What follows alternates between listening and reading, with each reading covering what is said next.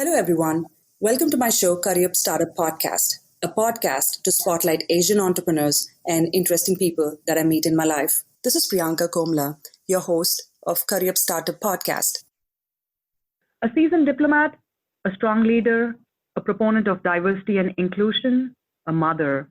Nadia Theodore is my special guest for today's Career Startup Podcast.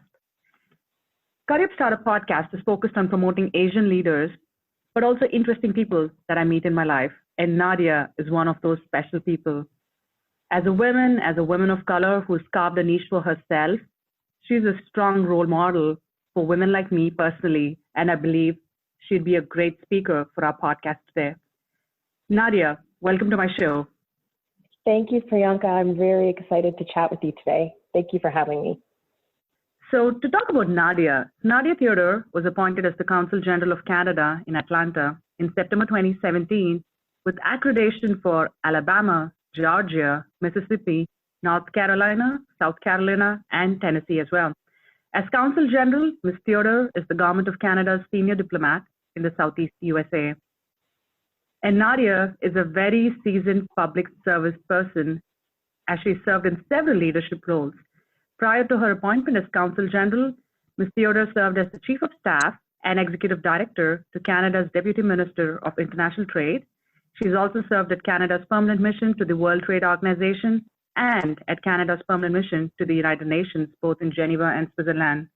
With over 20 years of experience in the Canadian Federal Public Service, Counsel General Theodore has built a reputation for forging strong partnerships with government and business leaders and building strong multidisciplinary teams.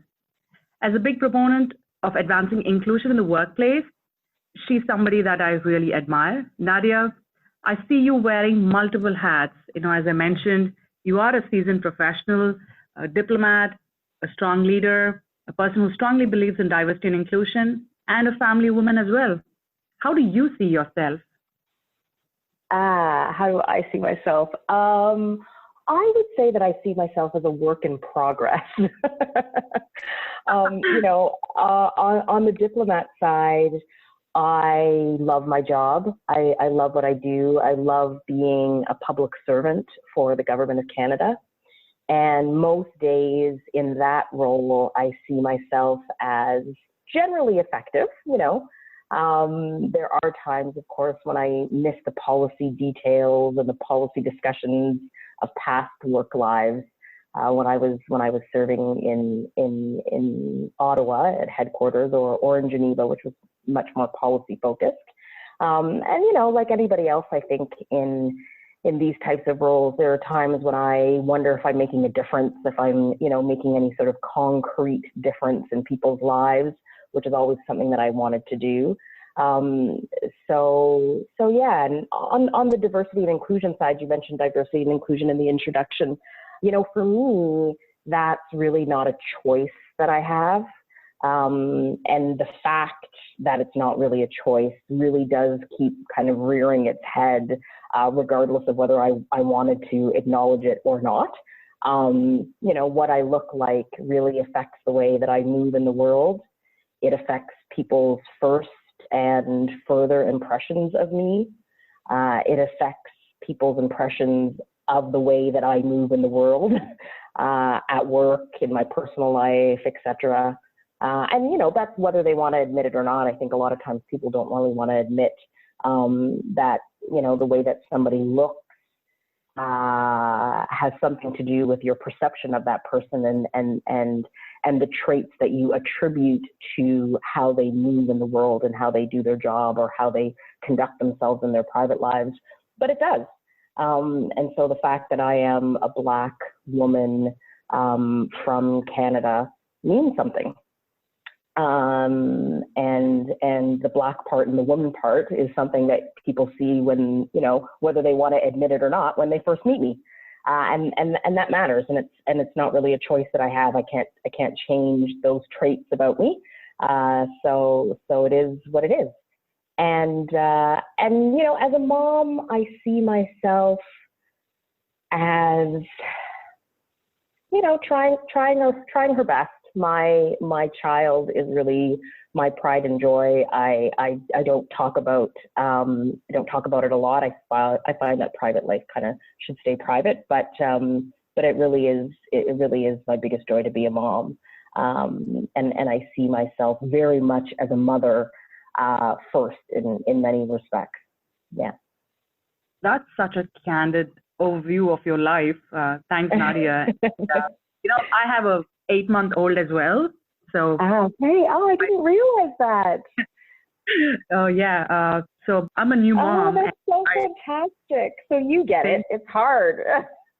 True, and as you rightly said, your mother hat is the first thing that comes to your mind every day as you make decisions about where you want to be, how you want to spend your time. I've started feeling that of late. My son takes priority over my life, at least for now. Yeah. Well, that's exactly right. And it's hard a lot of the times because I mean, I don't know about you, but me personally, I'm a very happy mother and all the rest of it, but I'm not really a kid person. I never really had a fairy tale dream of being a wife and a mother with a picket fence and all, that kind of life. So I kind of stumbled into being a mom a little bit. And so it's hard for that shift to happen, and a little bit unconsciously because, you almost can't control the fact that this person becomes your number one priority because you feel so strongly towards them, that even though you might want to kind of push that down in order to plow through work-wise, you can't bring yourself to do it, Very true. And your instincts begin to be very protective of your kids, right? And our parents have done that, so we just carry it forward. Exactly. But thank you for sharing those insightful, pieces of wisdom on how you balance many aspects of your life. Now, talking about your childhood, you were born to immigrant parents. How did that shape your thinking about life, and what kind of values has that taught you? Yeah, so I grew up in Ottawa, Ontario, Canada, which is the capital city of my fantastic country. And that's right, both of my parents were born and raised in a small island called St. Lucia in the Caribbean, in the West Indies. And, I would say, so my dad immigrated to Canada. He first actually went to the United States. He did his first bachelor's degree in the United States and then came to Canada to do a second degree and then his master's. And my mom immigrated to Canada under the domestic worker program that Canada had in place at the time. And, I would say that if I had to kind of choose the three most important values in my house growing up, I would say it was education, empathy, and respect. Those were, if I had to choose, those were kind of the top three values for in my house, at least. And I think, for many children of immigrant parents, immigrant families, that will probably resonate. People probably can relate to that. Both of my parents were very much, make sure that you get your education. Nobody can ever take that away from you. All of the cliches that we hear now. And they were kind of keep your head down and work hard type of people. They really wanted to build a middle-class lifestyle for their family in Canada. My dad came from very, very, very humble beginnings. But my mom, not so much. My mom is actually from, I would say an upper-class family in St. Lucia. And so, they came to Canada knowing who they were. They come from a majority experience, right? So coming to a country where they are now in the minority, with all of those loaded values associated with it, we were very much a keep your head down, work hard, get your education, but also we were taught to have respect for people, to have respect and empathy for everybody that we came across, because we never knew, you never knew what people were going through. You never knew what people's circumstances were. And my parents were very much of the view that you treated people the way that you wanted to be treated, no matter what people look like, no matter how people spoke, no matter what accent they had, it was very important for them to have a certain degree of respect for everybody, and an even bigger degree of respect for people in authority, people in positions of authority. That was something that was big in my household. And my mom did a lot of charity work through the church. We're Catholic. My mom was very devout Catholic. She went to church every day of her life at noon hour, at lunch. And so, that value of empathy was big. She was the mom that would invite all of my out of town friends over for dinner during exam periods, during university. My cousins that came from Toronto to study in Ottawa for university lived with us. She was very much that mother figure to many people in our extended family, and that kind of drives me today. I'm, to many of my friends, the person that they will call when they need advice, when they just need to bounce an idea off of, when they're stuck with something and they need a hand. I'm very much the mother hen, I suppose, in my friend group and in my family as well. And this idea of working hard and keeping your head down is something that has kind of been my mantra my entire career. Hoping to change that a little bit, though, now that I'm a little bit older and maybe a little bit wiser. But it definitely has been my mantra, and it's gotten to me where I am today. So it's worked fairly well, I suppose. I totally agree. And especially the three values that you mentioned: education, empathy, and respect. Those resonate with all of our immigrant upbringing. And, I feel these are very unique traits, Nadia. It might sound simple, but, for example, empathy, that's now a novelty, right? Yes. You don't show it in your day-to-day life because you feel like you should be very task-oriented. Absolutely. But again, those are the soft skills that really make a difference in terms of who you are as a leader, and, a friend, a mother, all these different hats that you wear. And I'm so glad you've really delved into these different traits and are using it in your public service career. So thank you for that. Yeah, absolutely. Absolutely. You could thank my mom.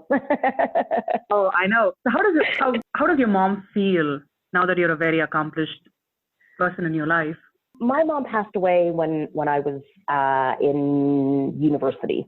And she, when I was in university and getting my third degree, actually was my master's degree when she passed away. She was very much it's interesting, right? Because she came from, a relatively well-off family in St. Lucia, but she was very much the parent that was, you know what, Nadia, do what makes you happy. I guess, with privilege comes that ability to just say, do what makes you happy, make sure that you're a good person, that you're a kind person, that, you have time for yourself and family and friends, and, make sure that your career kind of gives you time for that. Whereas my father, who came from a very, very, very humble beginning, and really could only afford to go to school, even in St. Lucia, due to scholarships. And the same when he came to the United States for his first degree, he did that through a full scholarship. Otherwise, it wouldn't have been possible. He was, in fact, the one that said, he had a rule: you weren't allowed to study any ologies, no sociology, no criminology, nothing like that. It had to be like a hard subject: law, medicine, engineering. Something that was going to make sure that you were somebody. Yeah, exactly. So, so I think that my mom would be very, very happy that I'm happy. And the title and the accomplishments, would kind of be secondary.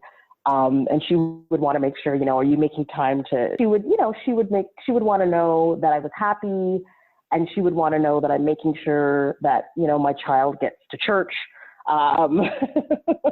Things like that, whereas my dad now, he is, he couldn't be prouder. But again, like immigrant parents, he would never say it to my face. I hear it through friends, like, oh my goodness, Nadia, your dad has pictures of you all over his refrigerator at home, or, I saw your dad at the restaurant on the weekend, and all he could talk about was you and what you're doing in Atlanta, and he's so proud of you. You hear it through the grapevine, because they won't tell you to your face lest you get a big head. That's really amazing, Nadia. And the feeling of being proud of your kids' accomplishments, I think that's what all parents feel proud about. And I'm quite sure your parents are very proud, and your mom must have been so happy to see how you're doing today. Absolutely. Thanks for reminiscing those nostalgic memories for us. So I know at some point, Nadia, during your childhood, you wanted to be a writer, a teacher, and now here you are, a career in public service. So tell us how you made this transition. And when you look back, do you ever feel that you could have chosen a different path if you had the opportunity? Yeah. So you're absolutely right. You really did your research. Yes, I have always, I did absolutely go through an evolution of career aspirations, I would say. So I wanted to be a teacher, a writer, then I wanted to be a sociologist, and then I wanted to be a criminologist. And then I went to law school, thought I was going to be a lawyer. And now here I am, a civil servant. I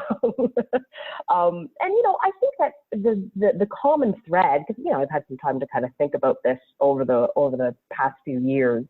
The common thread to all of that is that I really always wanted to serve people. I wanted to help. I wanted to connect with people, better understand people so that I could help them. And I think that, especially criminology and sociology, which had I not had a dad that said no to any of the ologies, I would have pursued. That's what that is. It's really about getting to know people, getting to know what makes them tick, getting to know what motivates them, and then with that understanding, helping them and assisting them. And I get to do that in my job now. I get to do that as a senior leader in the public service. I get to do that representing my country abroad. So it's not dissimilar to what my aspirations were along the way for my career. But it really does all go back to this idea of connecting with people, understanding people better in order to help them, to serve. That's amazing. And making a career in public service, I'm quite sure it comes with its own challenges as well. So tell us this, Nadia, as the Counsel General, what are your primary responsibilities and what does a day look like in your life? Yeah, so I head Canada's diplomatic mission to 6 states of the Southeast USA. And, the primary responsibilities are really threefold. I represent Canada across those 6 states, which you mentioned at the top of the show. I'm responsible for protecting the interests of Canada and Canadians across those states. Of course, within the limits permitted by the law. But, that includes everything from, my team issuing emergency travel documents, assisting Canadians during natural disasters, assisting Canadians who find themselves in trouble while they're across those 6 states.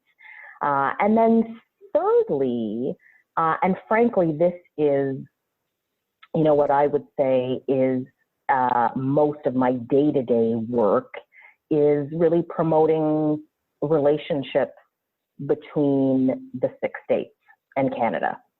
And so that's done by developing economic, cultural types of relationships. We have a big international business development team here that assists Canadians and Canadian companies that are export ready, that are looking to export to the 6 states across the Southeast. And so all of that work is really what my day-to-day, what the bread and butter is, building those relationships, those economic ties, those cultural ties, the security ties, in order to, at the end of the day, promote a positive relationship between Canada and the 6 states across the Southeast. So that sounds like a very fun and interesting job. What do you think is the best part of the job, Nadia? The best part for me would be the connecting with people part. I really, and we were talking about it earlier, I really believe that bringing people together that otherwise might not have met, that otherwise, might not have crossed circles, and seeing that positive impact, either from a business perspective or otherwise, is really what makes me happy. That's kind of like my happy place. We've become, as we were talking about, we've become really transactional, and so driven by KPIs and concrete deliverables and results that, we sometimes assign lesser value to the relationship building part of things, the connecting part. And it's so important. And I think that forgetting its importance, we all still do it, even those that are very focused on transactional interactions and KPIs. They still do it, but they definitely assign a lesser value to those connections and relationships. And I really, really think the best part of my job is remembering the importance of those relationships, remembering the importance of those connections, because I think that forgetting its importance really has tangible long-term consequences for business, but for otherwise as well. I really think that the health of our democracy, the health of the international system, really depends on those connections and people understanding the importance of connections and of relationship building and of bridge building. I really think that the international democratic order relies on it. And so to me, that's the best part of my job.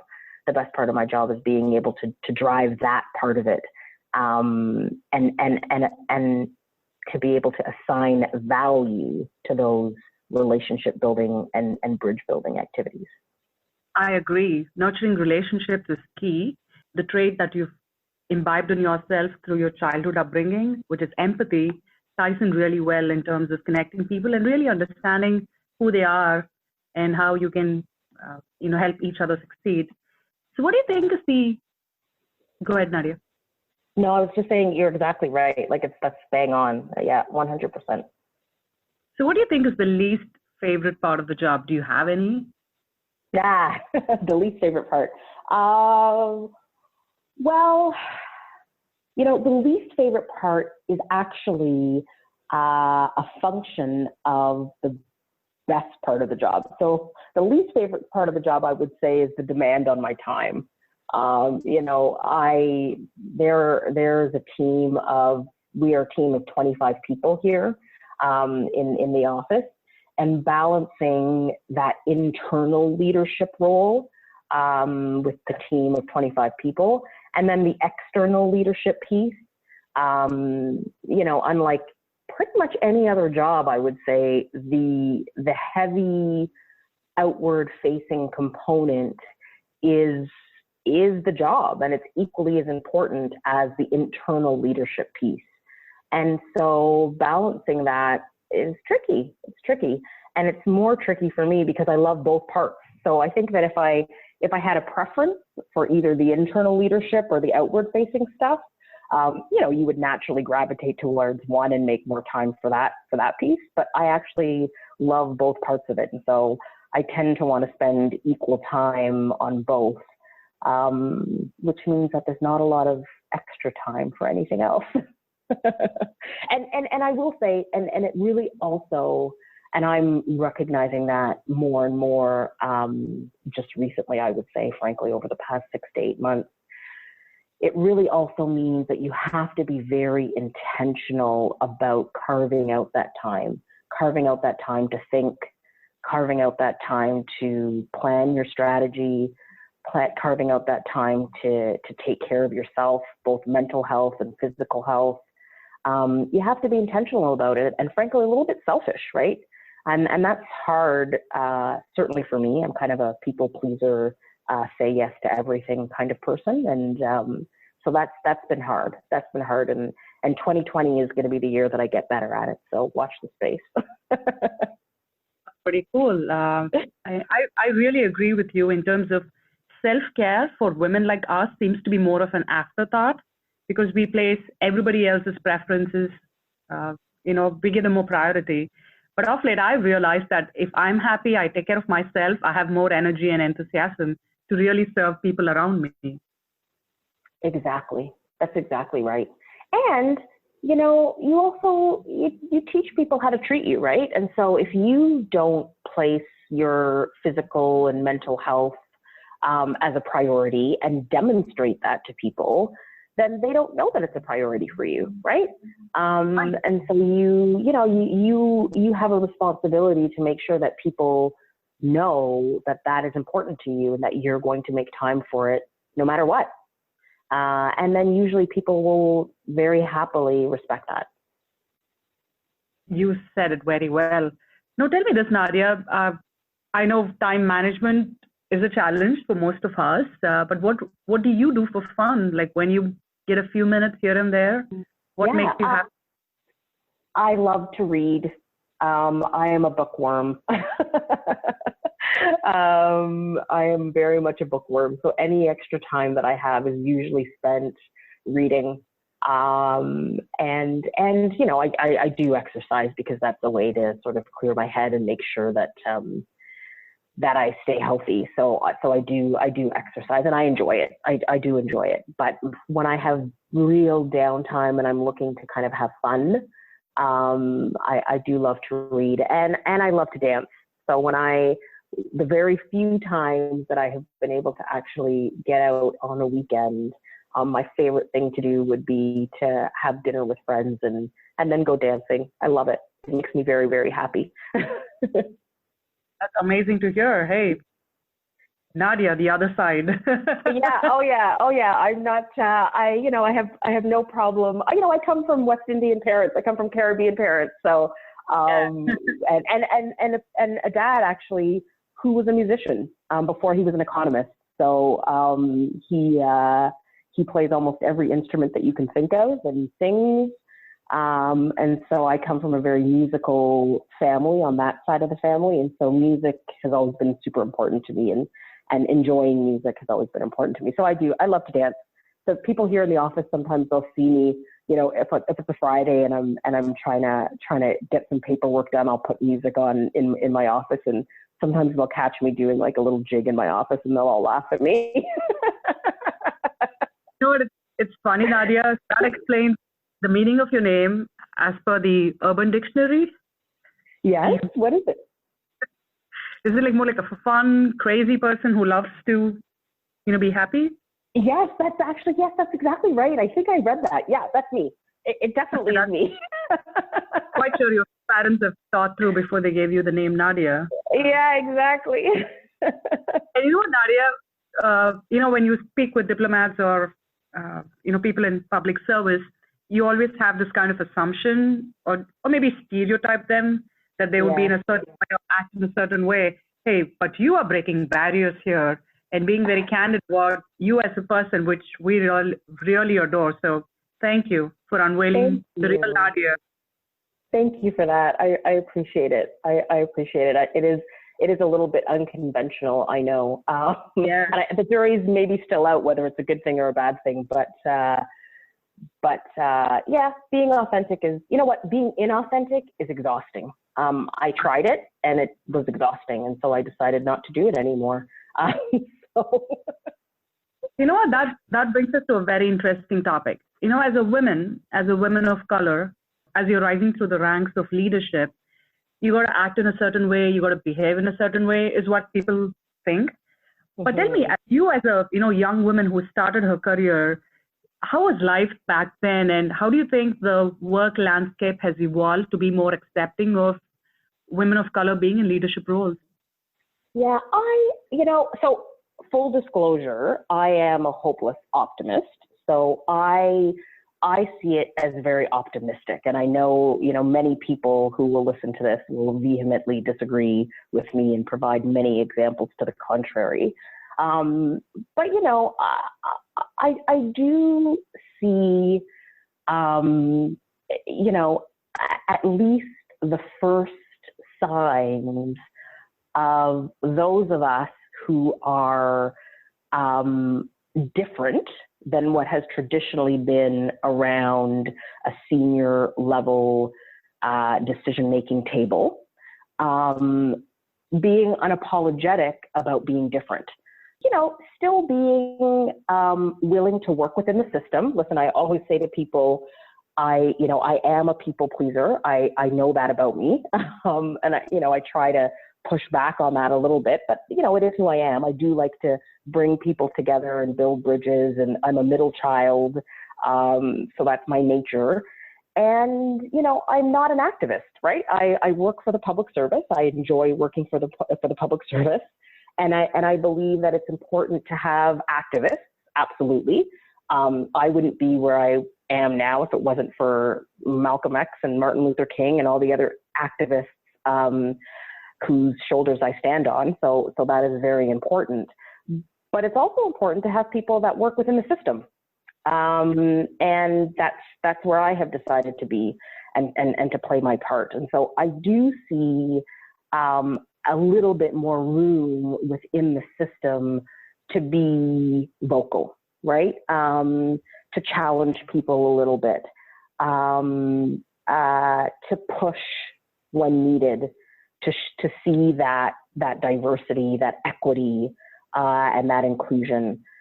And especially, being abroad and heading a diplomatic mission abroad, you do have a certain degree of autonomy to really shape the way that your mission, that the office functions, and what activities you prioritize and how you execute those activities. And so I feel like, especially, or maybe I'll speak for Canada, maybe not especially, but for Canada, I do feel like I have been given that leeway, and people now know that I am very committed to diversity and to equity and to inclusion.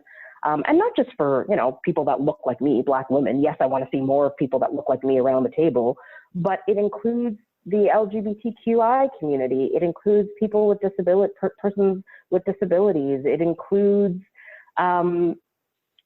everybody that traditionally hasn't had a voice at the table. How do we amplify those voices?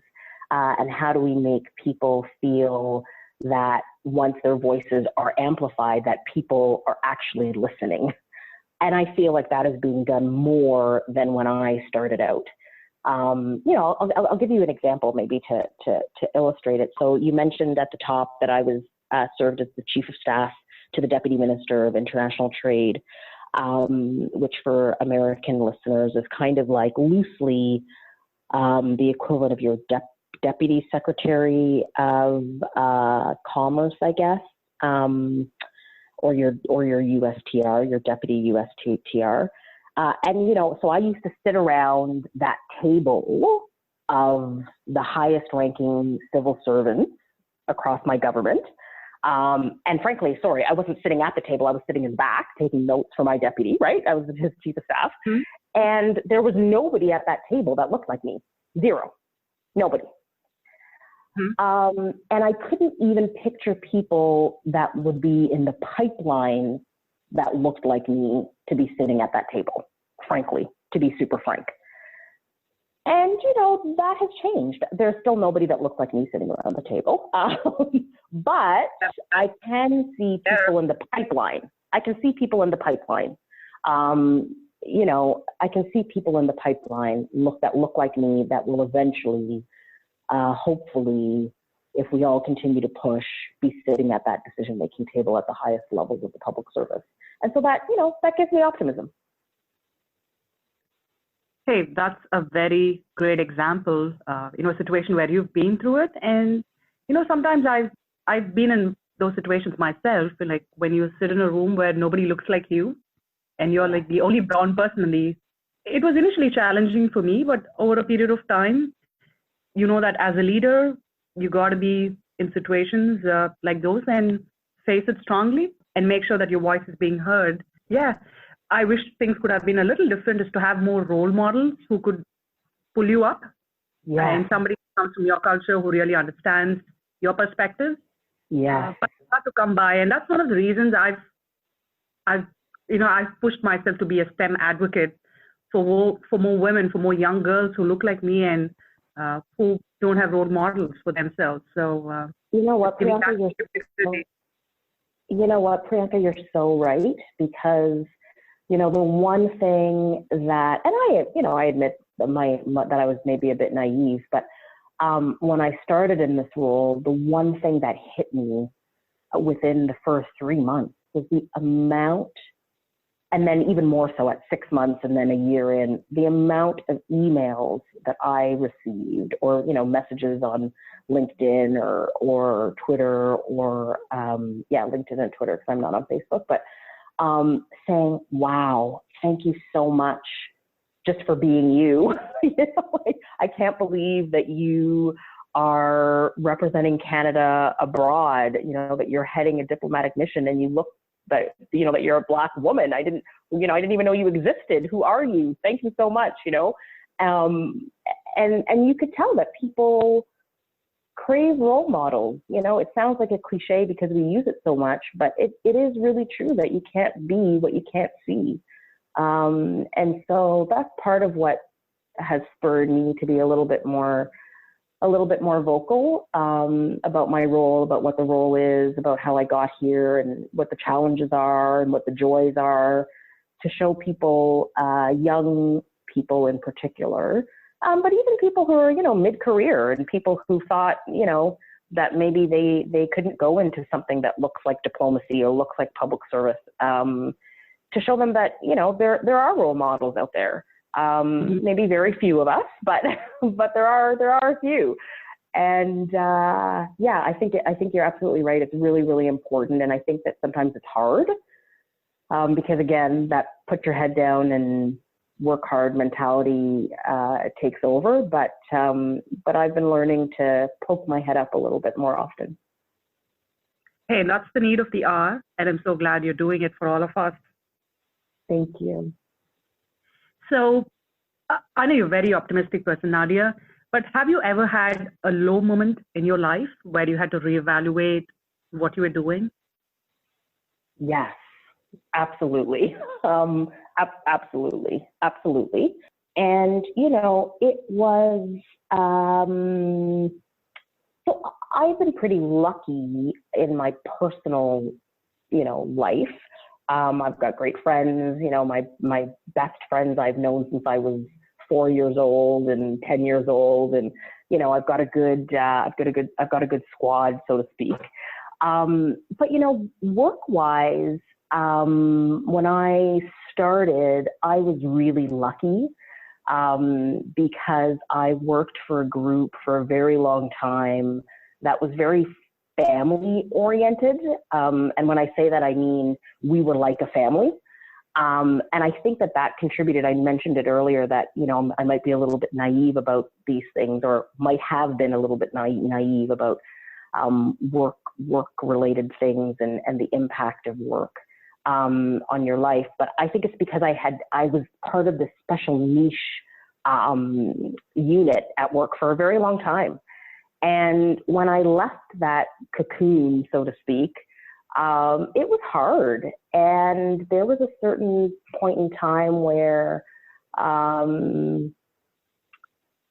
things were not good. And I really learned very hard lessons about what we were talking about earlier, about the judgments that people make about you because of the way that you look. And, the very real fact that as a woman, and especially as a brown or Black woman, there is very little room for error. I agree. Yeah, there's really very little room for error. And, it's difficult to talk about because it almost seems like you're putting blame on somebody or, a group of people, or, and that's not it at all, because I think that people don't necessarily do it consciously, right? I guess that's why they call it unconscious bias. Exactly. Yeah, but there really is, you know, as a Black or brown woman, I really was confronted with the very hard fact that people thought that I was here mainly because I was a woman and because I was brown or Black. You know, people really thought that I was here because I was a woman and because I was filling some sort of diversity hire thing. And so their expectation was that I wouldn't do well. And they were they were all too willing to play out that expectation, you know, via every misstep that I might have made, because everybody missteps and everybody makes mistakes and nobody's perfect, right? So that was hard. It was really hard. And it was hard to realize that, you know, people that you had expected to support you, and I've talked a little bit about this in other interviews, people that you expected to support you or that would support you to your face might not be supporting you behind the scenes, or, you know, when the boardroom doors closed. And that's, you know, that's a conversation that we're having globally now, the difference between being a mentor and an advocate, very, very different. You know, but it also, frankly, really showed me that I do have people who are advocates for me, the people who knew me, the people who really knew me, who knew my work, and with whom I had worked closely with before, knew who I was, knew what type of leader I was, knew what was important to me. And they were very much advocates for me during that time. And that made it a lot easier, but it was really, really hard. I'll be super honest. It was really hard, both personally for me, but also I think for the way that I saw myself in my organization. Because again, up until that point, I had been a little bit naive about it, I think.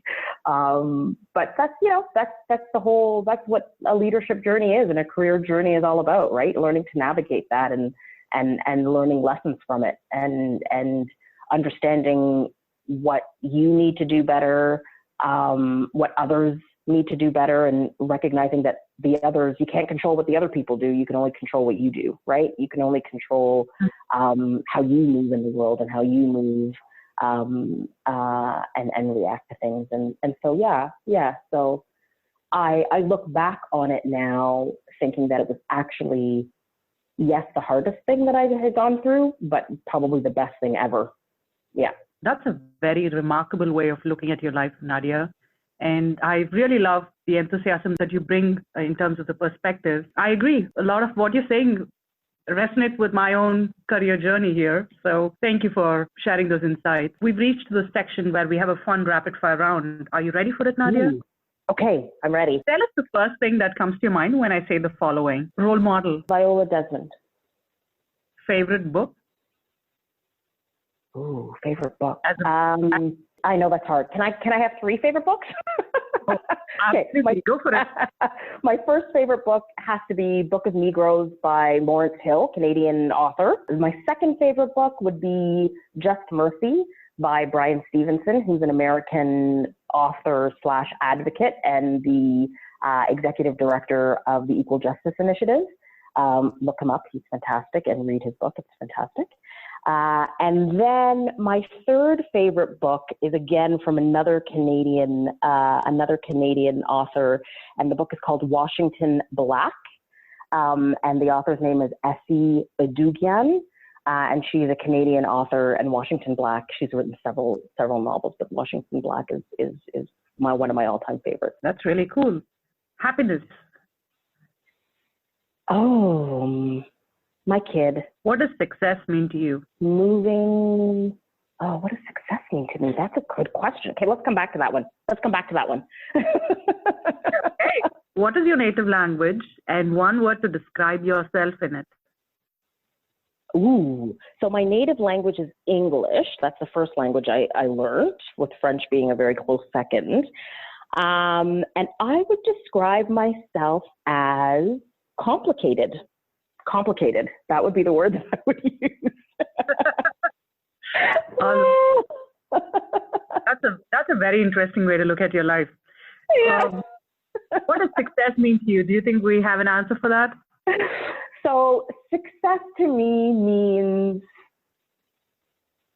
you know what? Success to me means living out your passion, living out what really and truly is important to you, however you can do that. You know, it doesn't necessarily mean being famous or having a big fancy title, but really understanding what your passion is, what makes you happiest, and then learning to live that out no matter what it is that you end up doing in your day-to-day job or your day-to-day life. That's what success looks like. That's amazing. Nadia, I see you as a person who's very outgoing, yet humble, funny, definitely true to your name. You live up to those expectations. Somebody who's very strong and vocal about women in leadership, and somebody who's like very authentic in your own way, somebody who brings in a lot of credibility to what they say, yet being very humble about their beginnings and your life. I've really enjoyed this conversation, and I should definitely say I've recorded almost 15 to 20 episodes so far, and this has been one of the most fun-filled podcasts where I was truly myself, and having a fun-filled guest like you, who took away her, her titles and what she does as a person, and just having a fun, authentic conversation here really made my day. Thank you. I had fun too. This was super fun. Thank you so much for asking me. I really had a great time. It was really great. Thank you, Nadia. To our Career Startup listeners, so that was Nadia Theodore, senior diplomat who's doing wonderful work for Canada here in the U.S., the Counsel General of Canada at the Southeast USA as well. So thank you, Nadia, and I hope you enjoyed this episode. Thank you, Priyanka. I really enjoyed the episode. Thank you very much for having me. Thank you, Nadia. Until another episode with another interesting guest, this is your host, Priyanka Komala, signing off from your Career Startup podcast.